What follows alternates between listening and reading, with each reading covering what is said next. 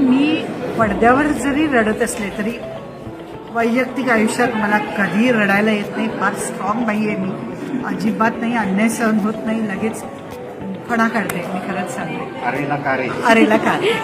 पण माझ्या मुलींना जेव्हा मी पाठवलं, पहिल्या वेळी अमेरिकेत मोठीला जायचं होतं, जेव्हा ती पायलट झाली तेव्हा मी तिला फक्त सांगितलं की शिक्षण महत्त्वाचं आहे. मी तुला शिक्षणासाठी पाठवते, एवढं फक्त लक्षात ठेव. तुझं पॅशन आहे म्हणून मी तुला एवढी 7 समुद्राला पार पाठवलं. अभ्यास कर, जे 1.5-2 वर्ष तिथे करणार आहेस ते शिकून ये, तर आम्हाला प्राऊड फील होईल. काही संकट आली लगेच आहोतच आम्ही आई वडील, आणि माझे बरेच नातेवाईक होते, त्या काळजीने फोन केला पण ती कधी वेळच आली नाही. आपल्या मुलींवर मला असं वाटतं कधीतरी आपले संस्कार असतात. तर एक प्राऊड फील होता आता ती पायलट आहे.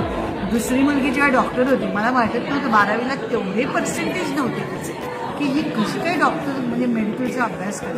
मी म्हटलं मी 1 वर्षच बघे ना, तीही फिलिपिन्सला गेली, त्यात मी तुला इथे रिटर्न बोलवणार, काही नाही बंद, मी सांगेन ते करायचं. पण तिनेही ते पार केलं. आता ती MBBS झाली, MD करते. खूप आनंद होतो की मुलीने आपापल्या क्षेत्रात आमच्या मदतीशिवाय, आम्ही फक्त फायनान्शियली सपोर्ट केला पण अभ्यास त्यांनीच केला, याबद्दल खूप आनंद.